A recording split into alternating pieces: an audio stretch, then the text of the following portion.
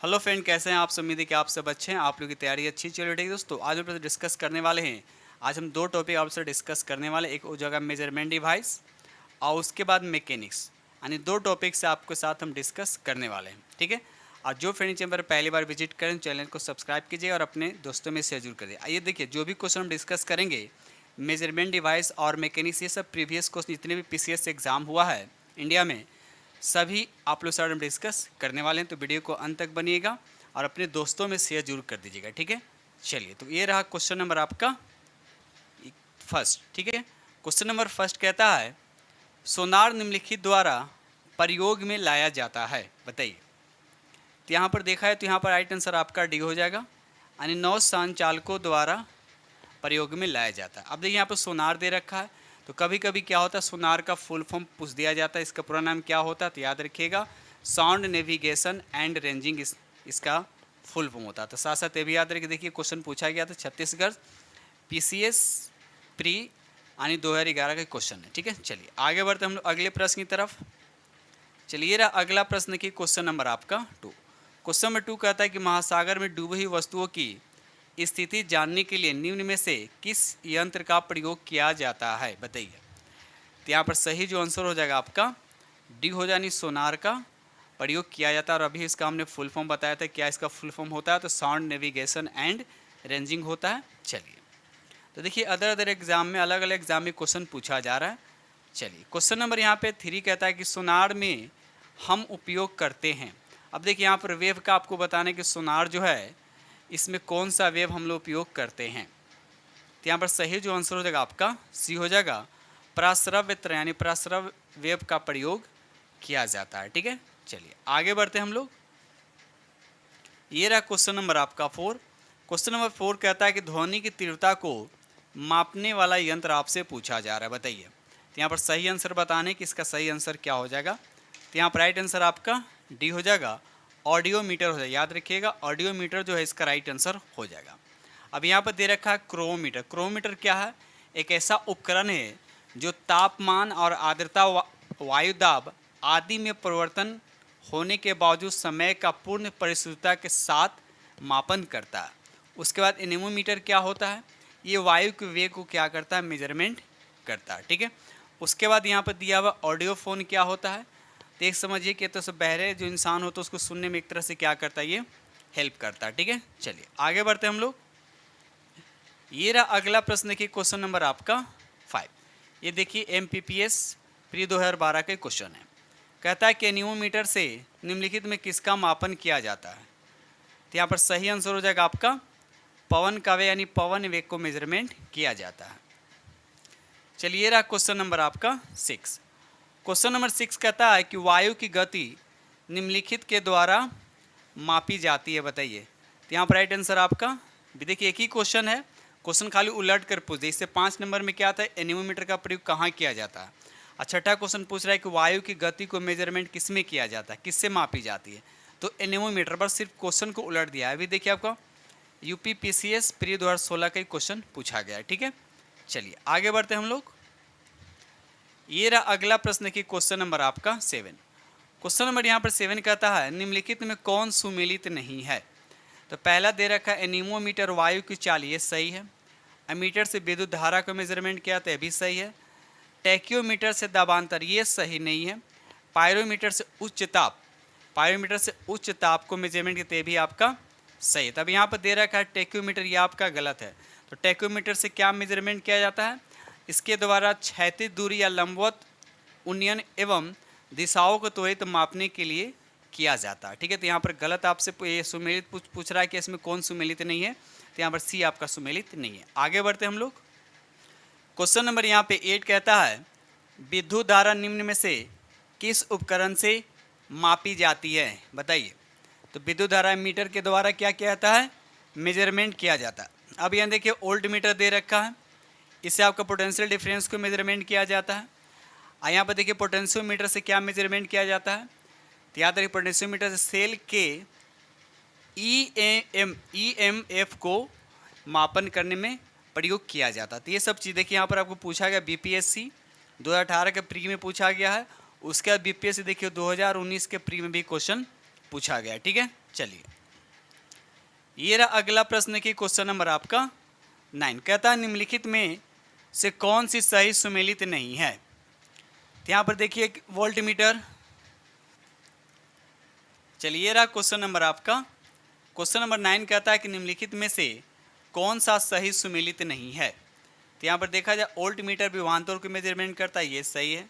Ammeter से विद्युत धारा मेजरमेंट करता है, भी सही है। पोटेंशियोमीटर से विद्युत वाहक बल यानी EMF को मेजरमेंट करते हैं, भी सही है। यहाँ पर दे रखा है गैल्वेनोमीटर से विद्युत प्रतिरोध मेजरमेंट, ये नहीं होता क्योंकि गैल्वेनोमीटर से क्या होता है, ये एक तरह सर्किट में बताता है कि करंट को डिटेक्ट करता है, यानी ये बताता है कि उससे करंट पास कर रहा है कि नहीं। ठीक है, तो आपका गलत आपसे पूछा है कौन सुमेलित नहीं, तो यहाँ पर राइट आंसर आपका डी हो जाएगा। और यहाँ पे 10 कहता है कि पायरोमीटर किसके मापन में प्रयोग किया। सबसे पहली बात देखिए कि यहाँ पर देखिए कितने बारी क्वेश्चन रिपीटेशन हुआ, ठीक है ना, इससे आपको आइडिया लग गया कि क्वेश्चन कितने इंपॉर्टेंट है। तो पायरोमीटर किसके मापन में प्रयोग किया जाता है, तो यहाँ पर राइट आंसर आपका सी हो जाएगा। उच्च तापमान को मापने में किया जाता है और जनरली उसको मेजरमेंट के जिससे क्या होता है उसमें विकिरण का क्या होता है, उत्सर्जन होता है। ठीक है, तो जनरली ये मेजरमेंट करता है 800 डिग्री से ऊपर के टेम्परेचर को क्या करता है, मेजरमेंट करता है। 800 से नीचे वाले को मेजरमेंट नहीं करता है, क्योंकि 800 से नीचे जिसका टेम्परेचर होता है वह उसमें विकिरण का उत्सर्जन नहीं करता। ठीक है, तो याद रखिएगा। चलिए आगे बढ़ते हम लोग अगले प्रश्न की तरफ। चलिए रहा अगला प्रश्न की क्वेश्चन नंबर आपका यहाँ पे क्वेश्चन नंबर आपका 11 कहता है निम्नलिखित संयंत्रों में से किसका उपयोग अत्यधिक उच्च तापमान को मापने में किया जाए। जस्ट अभी ऊपर क्वेश्चन डिस्कस किया, उसका उलट दिया। ठीक है, तो यहाँ पर पहला ही ऑप्शन हो जाएगा पायरोमीटर। अब पायरोमीटर अभी उन्हें बता दें किसको मेजरमेंट करता है, जिससे उसमें विकिरण क्या होता है, उत्सर्जन होता है। ठीक है दोस्त, चलिए आगे बढ़ते हैं। क्वेश्चन नंबर यहाँ पे 12 कहता है निम्नलिखित तापमापियों में से किसे पायरोमीटर कहा जाता है, बताइए। निम्नलिखित जो तापमापी इसमें से किसे पायरोमीटर कहा जाता है। तो अब देखिए यहाँ पे एक वर्ड लिखा हुआ विकिरण। तो आपको अभी हमने बताया कि पायरोमीटर उसी को मेजरमेंट जिससे उसमें विकिरण का उत्सर्जन होता है, तो उसी के नाम पर यानी विकिरण तापमापित। यहाँ पर राइट आंसर आपका क्या हो जाएगा, बी हो जाएगा। ठीक है, चलिए आगे बढ़ते हम लोग। ये रहा अगला प्रश्न की क्वेश्चन नंबर आपका 13 कहता है कि वह थर्मामीटर जो 2000 डिग्री सेंटीग्रेड मापने वाले हेतु उपयुक्त है। तभी हमने बताया, तो हो जाएगा राइट आंसर आपका क्या हो जाएगा, पूर्ण विकिरण पायरोमीटर। तो राइट आंसर आपका यहाँ पर सी हो जाएगा। ठीक है, चलिए आगे बढ़ते हैं हम लोग अगले प्रश्न की तरफ। अब देखिए ये पायरोमीटर की अगर हम बात करते हैं तो ये किस सिद्धांत पे काम करता है, किस नियम पे काम करता है, तो ये भी याद रखिएगा। स्टीफन के नियम पे याद रखिएगा। स्टीफन के नियम पर क्या करता है, ये कार्य करता है। यानी एक फार्मूला होता है ई डायरेक्टली प्रोपोर्शनल जो होता है टेम्परेचर का क्या होता है, चौथा घात होता है। तो ये चीज़ याद रखिएगा। स्टीफन रूल्स पे क्या करता है, ये पायरोमीटर वर्क करता है। ठीक है, चलिए आगे बढ़ते हम लोग।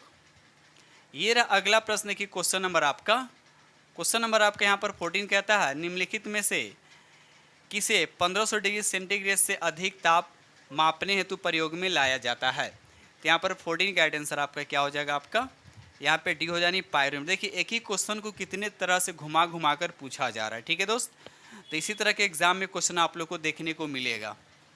आगे बढ़ते हम लोग। ये रहा अगला प्रश्न की क्वेश्चन नंबर यहाँ आपका 15वां नंबर है। ये लिखा हुआ आपको पायराहिलियोमीटर, क्या लिखा हुआ, पायराहिलियोमीटर लिखा हुआ है, का प्रयोग निम्न में से किसे मापने के लिए किया जाता है। तो यहाँ पर सही जो आंसर हो जाएगा सोलर रेडिएशन को याद रखिएगा। सोलर रेडिएशन को मापने के लिए पायराहिलियोमीटर का प्रयोग किया जाता है। तो राइट आंसर आपका यहाँ पर बी हो जाएगा। आगे बढ़ते हम लोग। चलिए ये रहा अगला प्रश्न की क्वेश्चन नंबर आपका 16 कहता है कि मैनोमीटर के द्वारा किसकी माप किया जाता है। तो अब देखिए मैनोमीटर के द्वारा तो प्रेशर मेजरमेंट किया जाता है, ये तो पता ही है, लेकिन प्रेशर मेजरमेंट किया जाता है तो किसका प्रेशर, तो भी याद होना चाहिए। तो ये गैस के दाब यानी गैस के प्रेशर को क्या करता है, मेजरमेंट करता है। तो यहाँ पर सही जो आंसर हो जाएगा आपका बी हो जाएगा। ठीक है, चलिए आगे बढ़ते हम लोग अगले प्रश्न की तरफ। ये रहा अगला प्रश्न की क्वेश्चन नंबर आपका 17। क्वेश्चन नंबर 17 कहता है सूची 1 को सूची 2 से क्या करना है, आपको मिलान करना है। ठीक है, तो यहाँ पर देखा है तो एक तरफ उपकरण और यंत्र दे रखा, दूसरी तरफ उसकी मापन की राशि दे रखा। तो अब देखिए यहाँ पर एमीटर दे रखा, तो एमीटर से क्या मेजरमेंट किया था, बोलिएगा धारा, यानी 3 पहले हो जाएगा। हाइग्रोमीटर से क्या मेजरमेंट किया जाता है, तो 4 यानी सापेक्ष आर्द्रता हो जाएगा, यानी 3 के बाद 4 आएगा। उसके बाद यहाँ पर देखिए स्प्रिंग तुला दे रखा है, इससे भार मेजरमेंट किया जाता है, 2 हो जाएगा। बैरोमीटर से दाब मेजरमेंट यानी 1, तो 3 4 2 1, तो 3 4 2 1 राइट आंसर आपका यहाँ पर बी हो जाएगा। ठीक है, चलिए आगे बढ़ते हैं हम लोग। चलिए रहा अगला प्रश्न की क्वेश्चन नंबर आपका यहाँ पे 18 कहता है निम्नलिखित युगों में से कौन सा एक सही सुमेलित नहीं है। तो यहाँ पर 18 का राइट आंसर आपका डी हो जाएगा। एमीटर से विद्युत शक्ति का मेजरमेंट नहीं है, बल्कि एमीटर से क्या मापा जाता है, धारा मापा जाता है। तो बाकी सभी आपके यहाँ पर सही है, लेकिन आपको बताना है कौन सुमेलित नहीं है, तो राइट आंसर आपका यहाँ पे डी हो जाएगा। ठीक है, चलिए आगे बढ़ते हैं हम लोग। ये रहा अगला प्रश्न की क्वेश्चन नंबर आपका 19 कहता है वायुमंडलीय दाब को मापने में यंत्र का उपयोग, यानी किस यंत्र का उपयोग किया। देखिए वायुमंडलीय दाब की बात किया जा रहा है, तो इसका उपयोग बैरोमीटर का उपयोग, याद रखिएगा बैरोमीटर का उपयोग किया जाता है। ठीक है दोस्त, चलिए आगे बढ़ते हैं हम लोग अगले प्रश्न। अब देखिए यहाँ पर हाइड्रोमीटर इससे क्या रिलेटिव डेंसिटी को मेजरमेंट किया जाता है। मैनोमीटर से अभी हमने बताया गैस को दाब को मेजरमेंट करता है। आइए हाइग्रोमीटर से क्या होता है, हाइग्रोमीटर से क्या होता है, सापेक्ष आर्द्रता यानी ह्यूमिडिटी को मेजरमेंट करता है, याद रखिएगा। चलिए आगे बढ़ते हम लोग अगले प्रश्न की तरफ। क्वेश्चन नंबर यहाँ पे 20 कहता है कि साधारण बैरोमीटर में द्रव का प्रयोग होता है, बताइए। तो देखिए साधारण अगर बैरोमीटर की अगर बात करते हैं तो जल का भी प्रयोग किया जाता है, पारा का भी प्रयोग और हवा का भी प्रयोग किया जाता है। तो यहाँ पर आंसर इसका कैसे नहीं दे रखा है, तो ऐसे क्या होना चाहिए, तो यहाँ पर तो जल भी हो जाएगा और आपका पारा भी हो जाएगा। ठीक है, यानी ए और बी दोनों होगा। ठीक है, चलिए आगे बढ़ते हम लोग अगले प्रश्न की तरफ।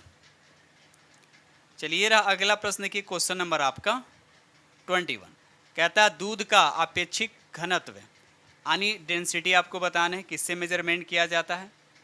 तो याद रखिएगा दूध की बात किया जा रहा है, इसकी शुद्धता, अगर दूध की शुद्धता की देखिए दूध का अपेक्षित घनत्व में डेंसिटी की बात हो, इसका मतलब दूध की शुद्धता की बात कर रहा है। तो यहाँ पर राइट आंसर आपका सी हो जाएगा, लैक्टोमीटर से।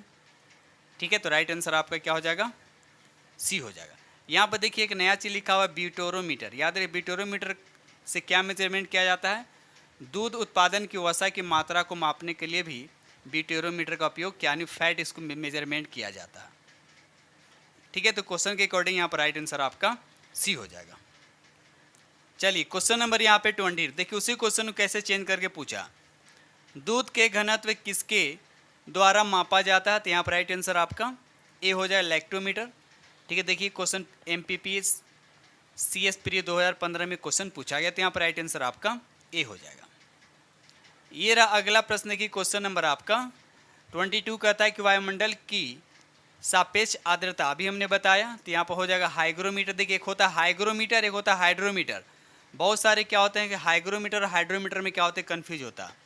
इससे सापेक्ष आर्द्रता को मेजरमेंट किया जाता है, इससे रिलेटिव डेंसिटी बोल सकते हैं, याद रखिएगा। लैक्टोमीटर से आपका दूध की शुद्धता को मेजरमेंट किया जाता है। तो ये सब चीज़ें जो है आपको याद होने चाहिए। अब यहाँ पर दे रखा पोटेंशियोमीटर से क्या मेजरमेंट किया जाता है, तो इससे विभवांतर को मेजरमेंट किया जाता है। तो ये सब चीज़ें आपको याद होने चाहिए।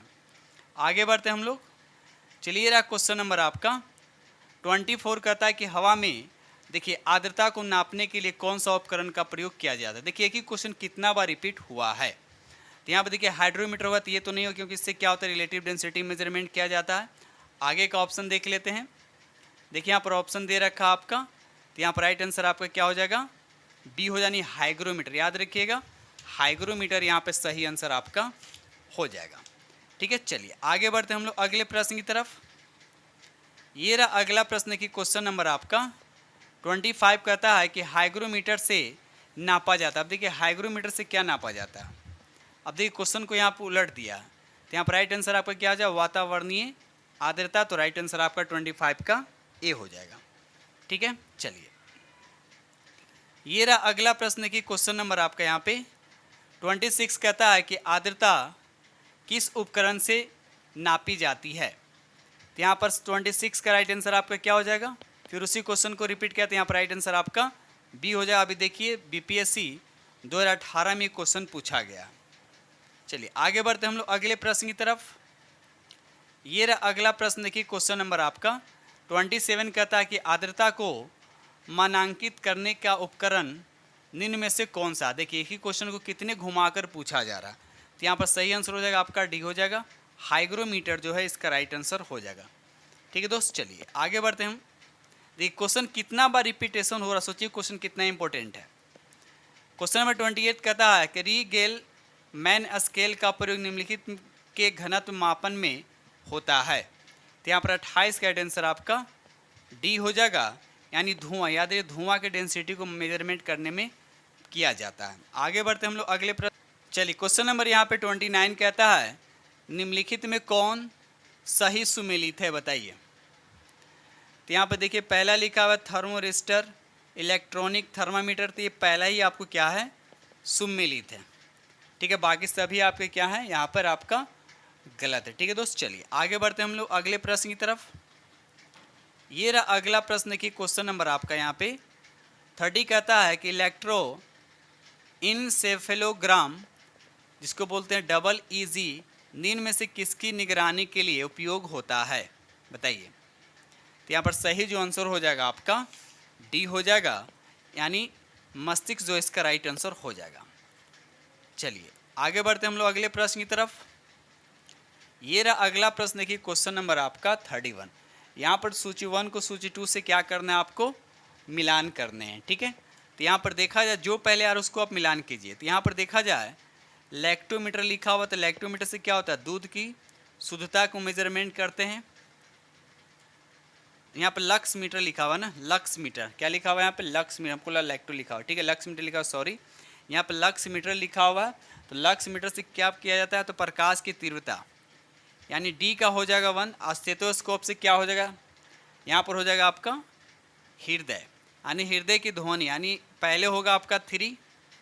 उसके बाद देखिए स्फिग्नोमैनोमीटर से क्या होता है, 4 हो, यानी ब्लड प्रेशर, तो 3 के बाद हो जाएगा आपका 4 हो जाएगा।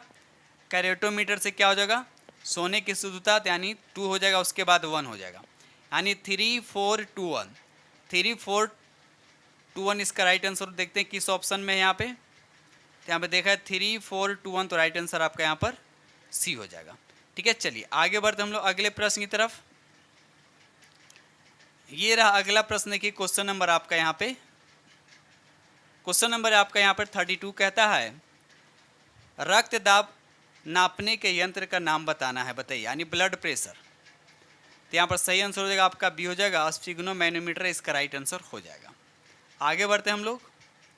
ये रहा अगला प्रश्न, देखिए क्वेश्चन नंबर आपका 32 कहता है कि प्रकाश की तीव्रता नापने के लिए जिस उपकरण का उपयोग किया जाता है उसे क्या कहते हैं। प्रकाश की तीव्रता की बात किया तभी थोड़ा पहले डिस्कस किया था, तो यहाँ पर राइट आंसर आपका सी हो जाएगा, लक्स मीटर। याद रखिएगा लक्स मीटर जो है इसका राइट आंसर हो जाएगा। एनोमीटर से क्या होता है, हवा का वेग को मेजरमेंट किया जाता है। अल्टीमीटर से ऊंचाई, और कैलोरीमीटर से क्या मापा जाता है, आपका एक तरह से कैलोरी को मेजरमेंट किया जाता है। ठीक है, चलिए आगे बढ़ते हम लोग अगले प्रश्न की तरफ। ये रहा अगला प्रश्न की क्वेश्चन नंबर आपका 34 कहता है कि रडार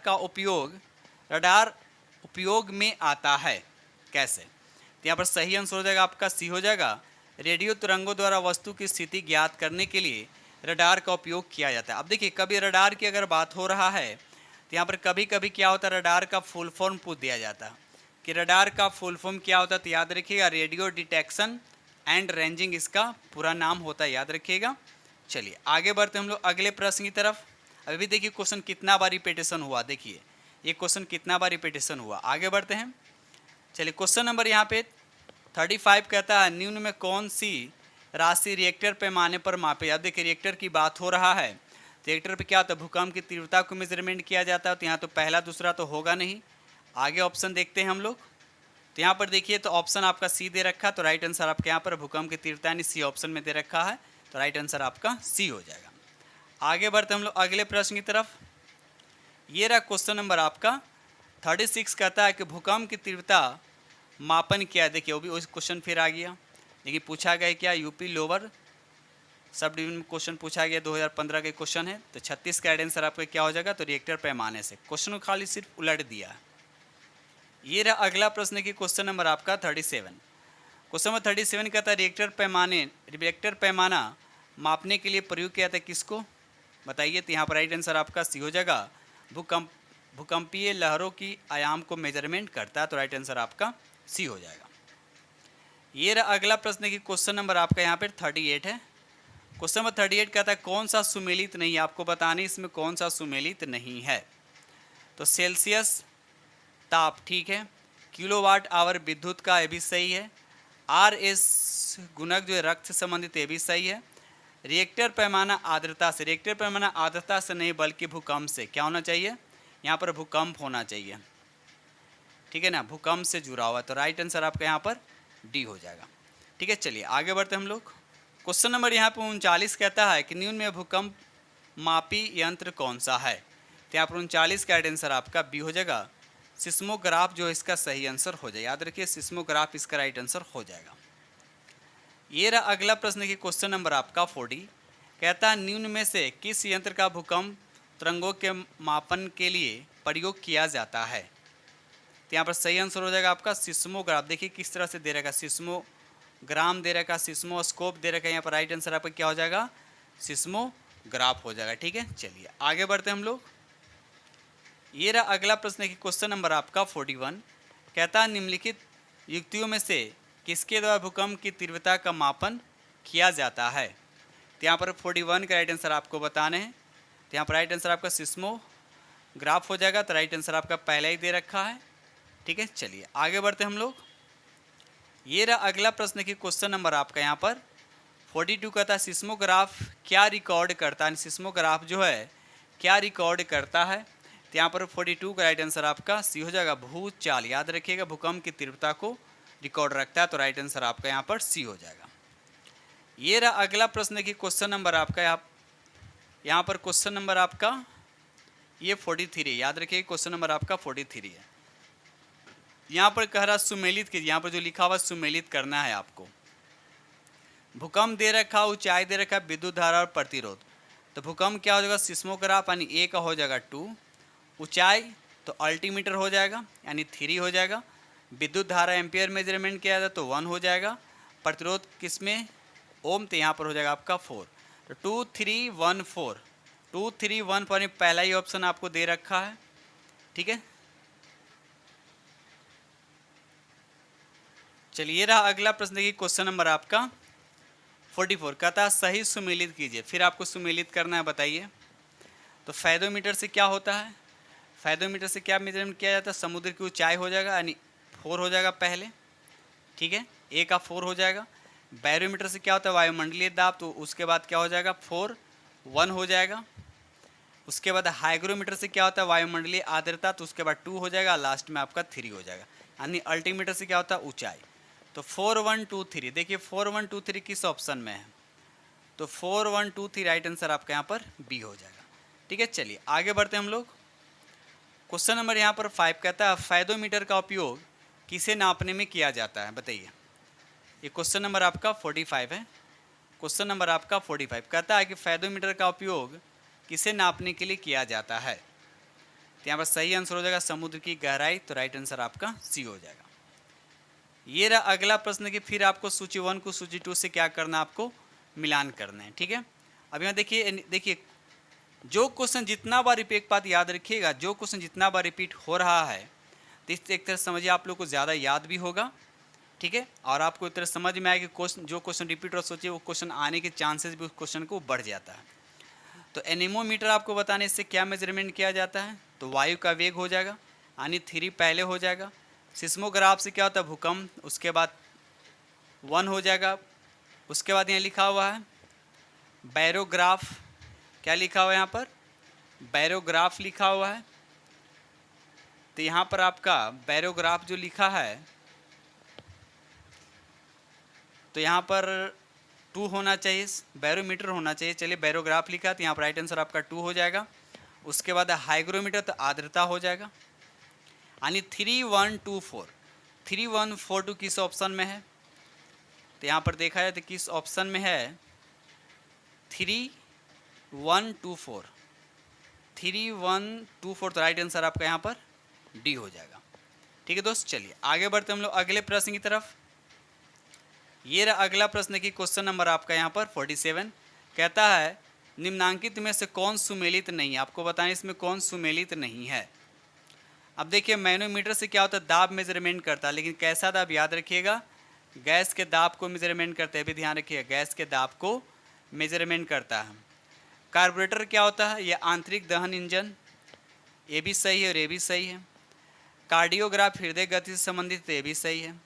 सिस्मोमीटर जो लिखा हुआ है ये पृष्ठ तल की वक्रता, ये आपका क्या है, गलत है, यानी डी आपको सुमेलित नहीं है। अब देखिए सिस्मोमीटर जो है इससे भूकंप का मापन किया जाता है, ठीक है, तो इस तरह से इसका राइट आंसर आपका डी हो जाएगा। आगे बढ़ते हम लोग। ये रहा अगला प्रश्न की क्वेश्चन नंबर आपका यहाँ पर 48। कहता है निम्नलिखित में से किसके मापन में फोनोमीटर का उपयोग किया जाता है। देखिए यहाँ पर लिखा हुआ फोनोमीटर, पता है किसको मापने के लिए फोनोमीटर का उपयोग किया जाता है। तो यहाँ पर सही जो आंसर हो जाएगा, देखिए फोनोमीटर का उपयोग ध्वनि की तीव्रता और स्पंदन आवृत्ति के मापन में किया जाता है। तो यहाँ पर देखिए आपको लिखा हुआ विद्युत चुंबकीय तरंग की आवृत्ति, तो यहाँ पर देखिए आंसर नहीं होगा। अगर फोनोमीटर की बात करते हैं तो ये जो है ये ध्वनि की तीव्रता और स्पंदन आवृत्ति को मापने में किया जाता है, इसलिए यहाँ पर चारों में से कोई आंसर आपका नहीं होगा। ठीक है, चलिए आगे बढ़ते हम लोग अगले प्रश्न की तरफ। ये रहा अगला प्रश्न की क्वेश्चन नंबर आपका 49। कहता है झूठ का पता लगाने वाला यंत्र किस नाम से जाना जाता है।